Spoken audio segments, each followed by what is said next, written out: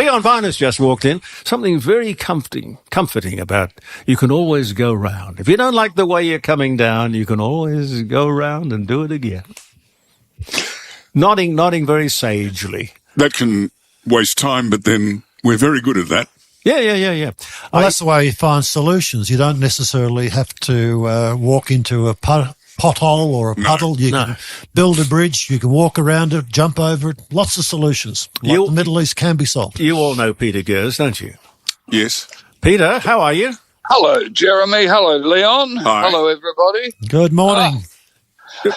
Look, I don't know. If you can't be a good example, be a horrible warning. That's my I like that. If you can't motto. be a good example... You're in your 80th year, Jeremy. I know. But It's fantastic. I don't feel any different to the time I was 18. I don't know where the time has gone. Where does it go? And the older we get, the faster it goes. It's scary. I don't know that it's an accurate measurement of anything.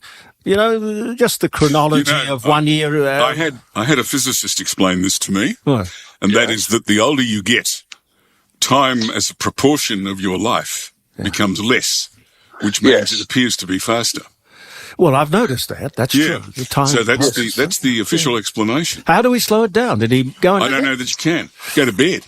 No, or do something that's very boring, and time will drag. But the reality of life is that when we get to this end of the age scale and we review our life, we have already led most of our lives, and there's only a small proportion left, and that becomes precious.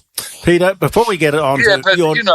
I think the sad thing is you feel the time's running out, don't you? No, that's true. I don't think about it, though. It's like climbing a ladder and looking down. Never look down. No, that's true. Now, before we get on to your new play, what in your life, talking about age and time passing, what would you do differently if you could go back and start it again? What would you do differently?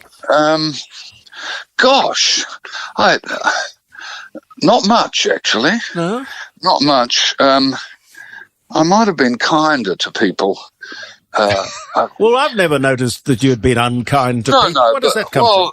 I have sometimes. You have been a bit acidic sometimes in your Sunday mail. I have. And not so much that. I think a sort of, I don't know, a kindness. I just wish I was 16 again when I knew everything. Talking about kindness, Peter, I'm the dad of the nurse that held your hand. Oh, she was lovely. Oh, she is lovely. She's a gem. Now, I gave her a packet of wagon wheel biscuits. Hang on, fill us all in on this. Well, I was finally having my cataract removed through the public health system, and it's a short operation, but it's a bit nerve-wracking because you're awake, and the people are in your eye. And the nurse, very kindly, I couldn't see her, but I just felt she reached out and held my hand during the operation. It was lovely. I didn't get that when I had my cataracts done. You didn't have Bianca, Jeremy. No, I didn't. No, well, thank her very much, because that was a kindness. It just those little kindnesses that and on which our lives turn, really. And it was a beautiful thing. You've got a nice daughter there. Yeah, no, Peter, she did. She was very chuffed at the recognition. While she wasn't named, she was very chuffed at the recognition that you appreciated what she did for you. Well, I think I'm a great believer in thanking people, because we're quick to complain, aren't we? And rightly so, I think. We're quick to complain about all kinds of things, so we should be quick to thank and acknowledge too, I think. Let me ask you, Peter and Leon, talking about time passing and whatnot, how old were you when you got into radio? 17. And Peter, how old were you? Well, I started reviewing movies in my 20s on radio, but I didn't get a full-time gig until, I was in my 40s, so I was a late starter. I've been a late starter with everything. Oh, well, you've got the maturity to enter it in the right way with style. But what about you, Jeremy? You started very young in radio. 16, but that was an office boy, and that was the way you started in Sydney. You just got got into it, and then you met people, and then they had record boys, didn't they? Well, the two ways you could start. You could start as either an office boy, or you could start in dispatch. And I thought to myself, dispatch, that's not very interesting. I'd rather be buying John Lawsey's lunch than That's right. packing up transcription turntable discs to be sent around with Superman on them.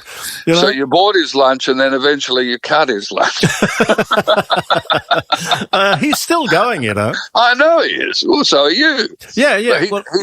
He'd be older than you. Well, he's 10 years older than me. When I was buying his lunch, so to speak, he was 20. He was 26 and I was 16. Yeah. I think the media is still, it's not quite what it was, but I mean, I've known people with very successful careers who just turn up and, you know, sooner or later someone will give you something to do. And, you know, that was always a way into television and radio, wasn't it? Yeah, that's true. And every once in a while you had somebody who would mentor you and give you an opportunity and get out of you what you couldn't even see yourself. That's right, yes. But, you know, Woody Allen said 80% of success is turning up, is being there. Yes. And he's dead right, isn't he? Yeah, true. Yeah. You know, the great tragedy of this is that country radio used to be the training ground for people in radio, particularly broadcasting. But since networking and streaming and all this stuff, those opportunities have diminished. So save sitting in a studio watching somebody quite capable to learn from them, you've really got to bumble along. There's no other choice.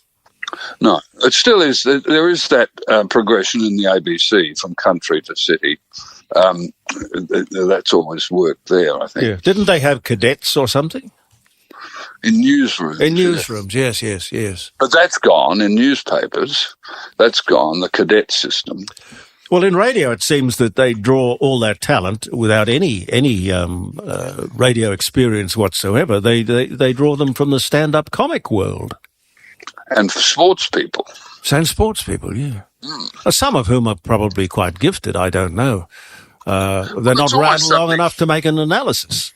It's always something, isn't it? You can either do it or you can't. Carol Whitelock used to say that. Yeah. And Corn Senior has done a very good job moving from sport into interviewing people. I've listened to quite a few of his interviews. Who's that? Corns. Graham Corns. Oh, Graham Corns. Yes, of course. Yes. He does a very good job. Yes. Yes, he does. Yes, he's a smart fellow. Now, tell me about the play. This is your new baby. Down at Holden Street Theatres, we open next week, and you and Caroline are coming, which is thrilling for us. You dress a foyer, and it's by Patrick White. It's his best play. It's called A Cheery Soul.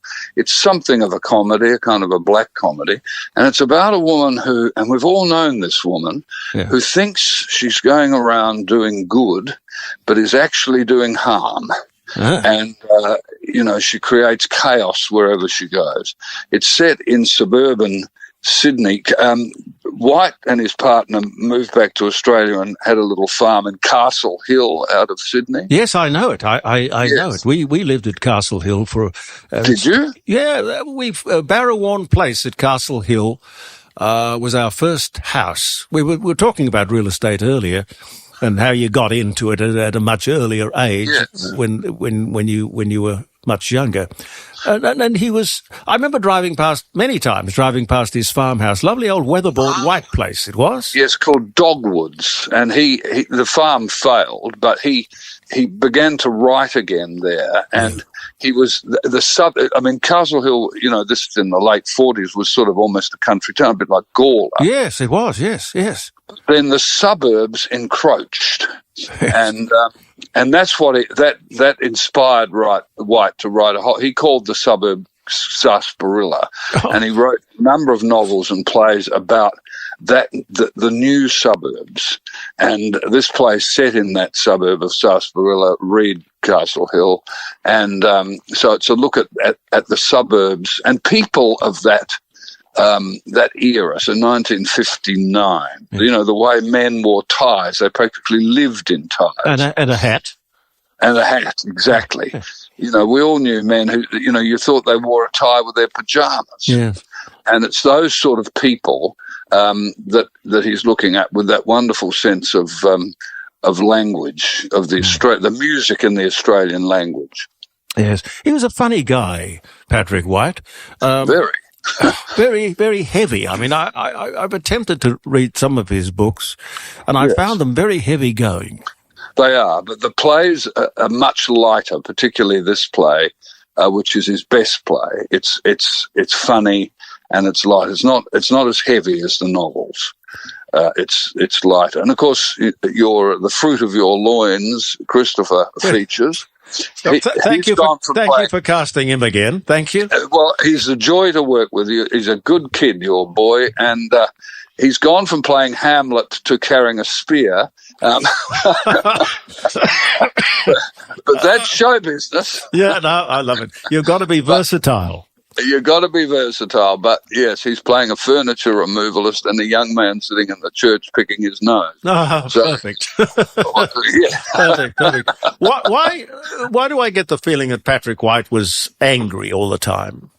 Well, I think, he wasn't a happy man, no. I think, there was a lot of sort of rage in him. And,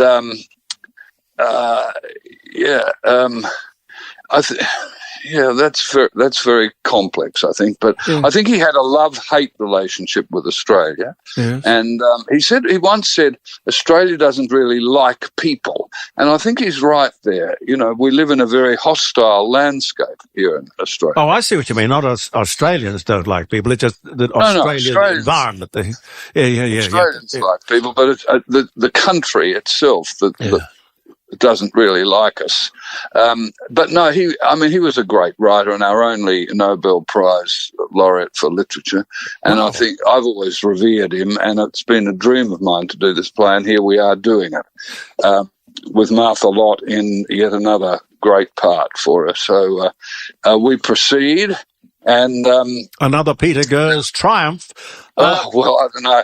But the set is interesting, Jeremy. The entire set is made out of nana rugs, crocheted nana rugs. Is why a rude question? Well, what's the point you're trying to make?